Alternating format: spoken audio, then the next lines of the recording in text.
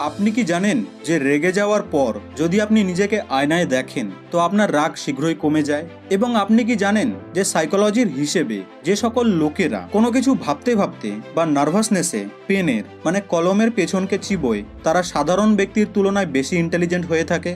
এবং আপনি কি জানেন যে মহিলারা তাদের সম্পূর্ণ জীবনের মধ্যে থেকে 2 বছর শুধুমাত্র এই জিনিসটিকেই ডিসাইড করতে লাগিয়ে দেয় যে আজ আমি কোন ড্রেসটিকে পরবো? আজ এই ভিডিওটির মাধ্যমে আপনি এমনই 10টি সাইকোলজিক্যাল ফ্যাক্টকে জানতে চলেছেন যেগুলিকে জানার পর আপনি অবাক হয়ে যাবেন। So let's begin. Fact number 10। Human সাইকোলজির হিসেবে মানুষ নিজেকে একা তখন ফিল করে না যখন সে একা থাকে। মানুষ একা তখন ফিল করে যখন লোকেরা তার কেয়ার করা বন্ধ করে দেয়। একাকিত্ব ভাব মানুষের ব্রেনের কার্যক্ষমতাকে প্রায় 25 থেকে 30% কম করে দেয়, অর্থাৎ আপনার মাইন্ড পাওয়ারকে কমিয়ে দেয়। একাকিত্ব ভাব একজন ব্যক্তিকে নষ্ট করে দেয়। দেখুন, আমি বলছি না যে একা থাকা খারাপ, আমি এটা বলছি না, কিন্তু একটি লিমিট পর্যন্তই। ইনফ্যাক্ট একা থাকার সময়ই আপনার মাইন্ডে নতুন নতুন ক্রিয়েটিভ আইডিয়া আসে, লাইফের বিভিন্ন কমপ্লেক্স কোয়েশ্চেনগুলির অ্যান্সারকে আপনি পান। কিন্তু এগুলি সবই একটি সার্টেন লেভেলেই হয়, আর এই সার্টেন লেভেলের পর একা থাকা আপনার মেন্টাল হেলথের জন্য একেবারেই ভালো নয়। ফ্যাক্ট নম্বর 9। যদি আপনি একজন স্টুডেন্ট হয়ে থাকেন তাহলে এই সাইকোলজিক্যাল ফ্যাক্টটি আপনার জন্য বেশ গুরুত্বপূর্ণ রয়েছে। মেডিটেশনের বেনিফিটগুলিকে তো আপনি অবশ্যই জানেন, তাই না? তো একটি সাইকোলজিক্যাল স্টাডি অনুযায়ী যদি আপনি পড়াশোনা করার আগে 5 থেকে 6 মিনিট মেডিটেশন করেন তো এই 5 থেকে 6 মিনিটের মেডিটেশন আপনার মেমোরি পাওয়ার এবং কনসেন্ট্রেশন পাওয়ারকে 18% বাড়িয়ে দেয়। একবার ভেবে দেখুন যে কেবলমাত্র 5 থেকে 6 মিনিটের মেডিটেশনই আপনার মেমোরি এবং ফোকাস পাওয়ারকে 18% বাড়িয়ে দেয়। তাই প্রতিদিন কমপক্ষে 10 মিনিট মেডিটেশন অবশ্যই করুন। এতে আপনার ওভারঅল হেলথ ইমপ্রুভ হতে শুরু করবে। মনে রাখবেন, হেলথ ইজ ওয়েলথ। ফ্যাক্ট নম্বর 8। আপনি কি জানেন যে সাইকোলজির হিসেবে ফ্রেন্ডশিপের মানে এ নয় যে যার সাথে আপনি আপনার বেশিরভাগ সময়কে স্পেন্ড করেছেন। ফ্রেন্ডশিপের আসল মানে হলো এই যে যার সাথে আপনি আপনার লাইফের সবথেকে বেস্ট টাইমকে স্পেন্ড করেছেন। ফ্রেন্ডশিপ বন্ধুত্ব হলো এমন একমাত্র সম্পর্ক যেটাকে গড চুজ করে না। বন্ধুত্বকে চুজ করার অধিকার আমাদের রয়েছে। এই কারণের জন্যে কোয়ালিটি ফ্রেন্ডস তৈরি করুন, নাকি কোয়ান্টিটি ফ্রেন্ডস। এমন বন্ধু যে কিনা আপনাকে গাইড করে, আপনাকে ইন্সপায়ার করে, আপনার লাইফের প্রবলেমগুলিতে আপনার পাশে থাকে, যে সবসময় আপনার ভালো চায়। এই সকল বন্ধুদের সান্নিধ্যেই থাকুন। ফ্যাক্ট নম্বর 7। আপনি কি জানেন যে যে ব্যক্তির উপস্থিতির কারণে আপনি নিজেকে হ্যাপি ফিল করেন এবং যে ব্যক্তির অনুপস্থিতিতে আপনি নিজেকে স্যাড ফিল করেন, এই ধরনের ব্যক্তি আসলে আপনার উইকনেস হয়ে থাকে। আপনার প্যারেন্টসকে বাদ দিয়ে যে ব্যক্তির উপস্থিতির কারণে আপনি নিজেকে হ্যাপি ফিল করেন সেই ব্যক্তি আনফর্চুনেটলি যদি আপনার জীবন থেকে চলে যায় তো এই সিচুয়েশনে তো আপনি ডিপ্রেসড হয়ে যাবেন, তাই না? তো এই ফ্যাক্টটি থেকে আপনি এটা শিখতে পারেন যে কোনো ব্যক্তিকেই এতটা ইম্পর্টেন্স দেওয়া উচিত নয়, কোনো ব্যক্তির উপরে অতটা ডিপেন্ডেন্ট হওয়া উচিত নয় যে তার অ্যাবসেন্সে আপনি ডিসঅ্যাপয়েন্টেড হয়ে যান, আপনাকে নিজের লাইফকে মিনিংলেস বলে মনে হয়।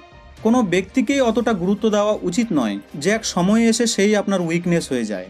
এই জন্যেই আচার্য চাণক্য বলেছিলেন যে নিজের উইকনেসের ব্যাপারে কাউকে কোনোদিন বলবেন না এবং কারো কাছ থেকে বেশি এক্সপেকটেশনও রাখবেন না, কারণ যেখানে এক্সপেকটেশন রয়েছে সেখানে দুঃখও থাকা স্বাভাবিক। ফ্যাক্ট নম্বর 6। এমন কোনো গেম রয়েছে যা আপনার মেমোরিকে শার্প করতে পারবে? এমন কি কোনো গেম আদৌ রয়েছে যা ব্যক্তির লজিক্যাল এবং অ্যানালিটিক্যাল পাওয়ারকে বাড়াতে সক্ষম? সেই গেম হলো চেস, দাবা। পৃথিবীর সবথেকে কমপ্লিকেটেড এবং টাফ গেমগুলির মধ্যে থেকে একটি। চেস খেলার ফলে আপনার ব্রেন শার্প হয়। চেস আপনার লজিক্যাল এবং প্রবলেম সলভিং এবিলিটিকে বাড়িয়ে দেয়। আর মজাদার কথা কি জানেন যে দাবার আবিষ্কার ভারতেই হয়েছিল। তো বন্ধু, আপনিও কি চেস খেলতে পারেন? নিচে কমেন্ট বক্সে আমাকে অবশ্যই জানাবেন। আর যারা খেলতে পারেন না তাদের উদ্দেশ্যে বলি যে আপনি অবশ্যই এই গেমটিকে শিখে রাখুন। এই গেম আপনার ব্রেনকে অনেকটা শার্প করে তুলবে। ফ্যাক্ট নম্বর 5। জিপিএস অর্থাৎ গ্রামার পেডেন্ট্রি সিনড্রোম হলো একটি সাইকোলজিক্যাল অসুখ।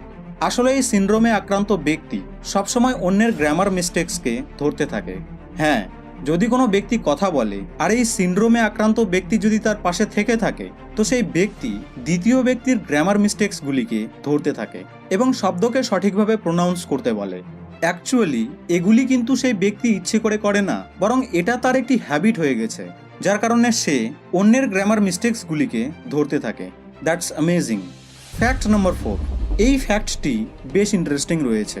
লোকেরা আপনার ব্যাপারে বা আপনার নামে শোনা ভালো কথাগুলিকে লোকেদের মুখে শোনার পরেও তারা আপনার কাছে এসে সেই নিউজটিকে কনফার্ম করে, সেটিকে ভেরিফাই করে। কিন্তু লোকেরা যখন আপনার ব্যাপারে কোনো খারাপ কথা শোনে তখন তারা সেই নিউজটিকে কনফার্ম না করেই, ভেরিফাই না করেই ইনস্ট্যান্টলি বিলিভ করে নেয়।